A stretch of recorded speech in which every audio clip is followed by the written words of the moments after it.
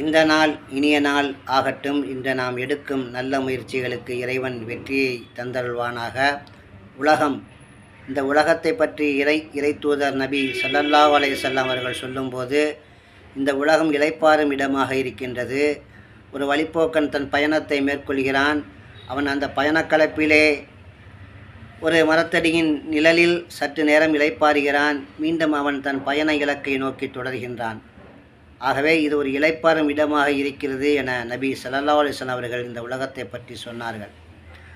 ஆனால் அந்த இளைப்பாறும் இடமே நிரந்தரமாக தங்குமிடம் என எடுத்துக்கொள்வது அது ஒரு அறிவுக்கு பொருந்தாத ஒரு செயலாக இருக்கின்றது.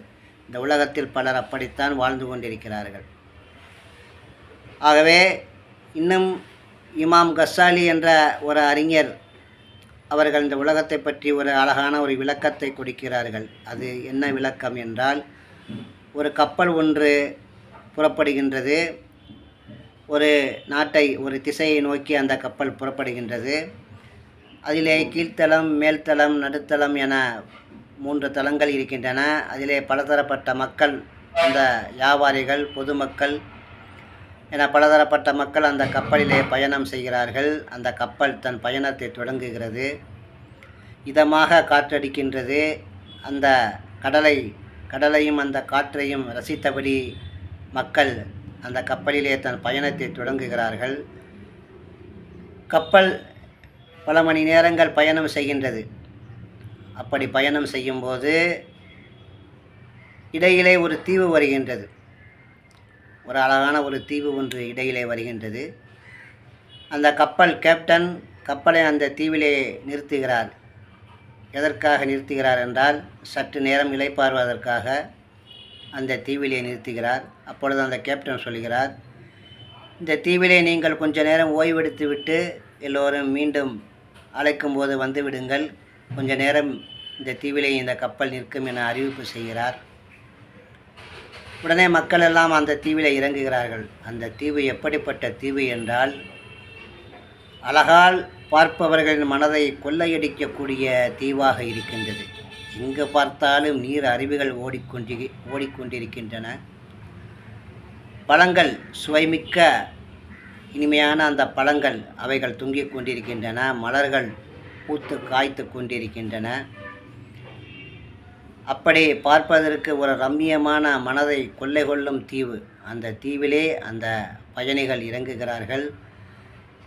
அங்கே களைப்பாறுகிறார்கள். அந்த தீவை ரசிக்கிறார்கள். அந்த தீவிலே தன் மனதை பறிகொடுக்கிறார்கள். 3 பிரிவினர் அங்கே இருக்கிறார்கள் அந்த தீவிலே. பிறகு நீண்ட நேரம் ஆகிவிட்டது.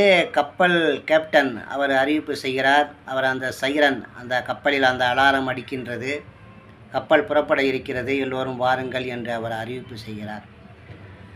அப்பொழுதில் ஒரு பிரிவினர் என்ன செய்கிறார்கள் என்றால், கப்பல் புறப்படும் நேரம் வந்துவிட்டது, இனி இங்கே இருப்பது நல்லதல்ல என நம் பயணத்தை தொடர்வோம் என கப்பலில் ஏறிக்கொள்கிறார்கள். அவர்கள் வசதியாக அந்த கப்பலிலே உட்கார்ந்து கொள்கிறார்கள். மீண்டும் ஒரு அலாரம் அடிக்கின்றது. கப்பல் பாதி அளவுக்கு கப்பல் நிரம்பிவிட்டது, மக்களால் நிரம்பிவிட்டது. மீண்டும் அலாரம் அடிக்கும்போது இன்னொரு பிரிவினரும் போய் அந்த கப்பலிலே அவர்கள் போகிறார்கள். கப்பலிலே ஏறுகிறார்கள். ஆனால் அவர்களுக்கு சரியான இடம் கிடைக்கவில்லை. அவர்கள் தனக்கு கிடைத்த இடத்திலே அமர்ந்து கொள்கிறார்கள். 3வது பிரிவினர்கள் தான் இங்கே பிரச்சனைக்குரியவர்களாக இருக்கிறார்கள். என்னவென்றால், அவர்கள் அந்த தீவிலேயே தன் மனதை பறிகொடுத்து விட்டார்கள். எவ்வளவு அழகான ரம்மியமான தீவு, வாழ்ந்தால் இங்கேதான் வாழ வேண்டும் என்று அவர்கள் முடிவெடுத்து அந்த தீவிலே தங்கிவிடுகிறார்கள். கப்பல் மீண்டும் அலாரம் அடிக்கின்றது. கேப்டன் இனிமேல் நிற்பது நல்லதல்ல என, மாலை நேரம் ஆகிவிட்டது, இருட்டி விட்டது. உடனே கப்பல் புறப்பட்டு விட்டது. அந்த மாலை நேரத்திலே அந்த தீவின் அழகை, அந்த நீர் அருவிகளை ரசித்து கொண்டு அந்த தீவிலே உல்லாசமாக அதை சுற்றி, அந்த தீவை சுற்றி பார்க்கிறார்கள் ஒரு பிரிவினர். கப்பல் புறப்பட்டு அதன் இலக்கை நோக்கி அது சென்று விட்டது. இப்படி அந்த மாலை பொழுது அந்த தீவிலே அவர்களுக்கு கழிந்து கொண்டிருக்கின்றது. பிறகு இரவு நேரம் வந்துவிட்டது.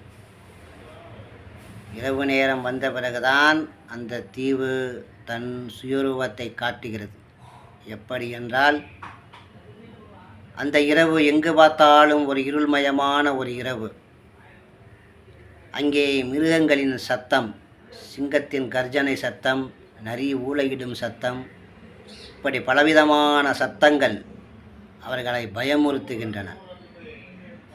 அது மட்டுமல்ல, விஷப்பாம்புகள் அந்த தீவிலே ஏராளம். ஒரு பக்கம் விஷப்பாம்புகள் இங்கும் அங்கும் அவைகள் ஓடிக்கொண்டிருக்கின்றன. இன்னொரு பக்கம் அந்த மிருகங்களின் கர்ஜனை சத்தம், நரி ஊளையிடும் சத்தம். பார்த்தால் அந்த தீவிலே இரவிலே கடுமையான மழை, காற்று, இப்படி பகலிலே அழகை அள்ளி தெளித்த அந்த தீவு, மனதை பறித்த கொள்ளையடித்த அந்த தீவு இரவிலே அவர்களை மிரட்டுகின்றது. அந்த கடும் மழையிலே, காற்றிலே பலர் சிக்குண்டு வழி தெரியாமல் இருட்டில் பள்ளத்தில் விழுந்து பலர் இறந்து போனார்கள். பாம்பு தீண்டி பலர் இறந்து போனார்கள். மிருகங்களுக்கு பலியாகி சில பேர் இறந்து போனார்கள். இரவிலே சொர்க்கத்தை போன்ற காட்சி தந்த அந்த தீவு பகலிலே அவர்களை குலை நடுங்கச் செய்தது. அந்த தீவிலே தங்கியவர்கள் எல்லாம் அந்த இரவோடு இரவாக மாண்டார்கள். ஆனால் பயணம் செய்தவர்கள் இனிதே அந்த பயணத்தை தொடங்கி அவர்கள் தங்கள் சொந்த தான் அடைந்த அந்த இலக்குகளுக்கு அவர்கள் சென்று விட்டார்கள். முதல் பிரிவினர் பயண வசதியாக அமர்ந்து கொண்டாலும், இரண்டாவது பிரிவினர் சிரமப்பட்டு அந்த கப்பலில் வாசலிலும் அங்குமிங்கும் இடம் கிடைக்காமல் அலைந்து அந்த கப்பலில் பயணம் செய்தாலும் ஒரு வழியாக அந்த தீவை அடைந்து விட்டார்கள். அவர்கள் அந்த ஊருக்கு சென்று விட்டார்கள். தங்கள் பயண இலக்கை அவர்கள் அடைந்து விட்டார்கள். ஆனால் இந்த தீவிலே மாட்டிக்கொண்டவர்களின் பரிதாப நிலையை என்ன சொல்வது? இந்த தீவிலே மாட்டிக்கொண்டவர்களின் நிலையை போன்றுதான் இந்த உலகத்தை விரும்பி தற்காலிகமான இந்த உலகத்தை நிரந்தரமாக முடிவு செய்து இதிலே தங்கள் மனதை பறிகொடுத்து இறை அருளை விட்டும் தூரமானவர்கள் அவர்கள் அந்த தீவிலே மாட்டிக்கொண்டவர்களைப் போல் இருக்கிறார்கள். ஆகவே நபிகள் நாயகம் ஸல்லல்லாஹு அலைஹி வஸல்லம் சொன்னது போன்று இந்த உலகத்தை நாம் ஒரு இளைப்பாறும் இடமாக நாம் எடுத்துக்கொள்ள வேண்டும். நமது பயண லட்சியம் என்னவோ அதை அடையக்கூடியவர்களாக, அதற்காக முயற்சி செய்யக்கூடிய நல்ல மக்களாக நாம் வாழ்வோம். அஸ்ஸலாமு அலைக்கும்.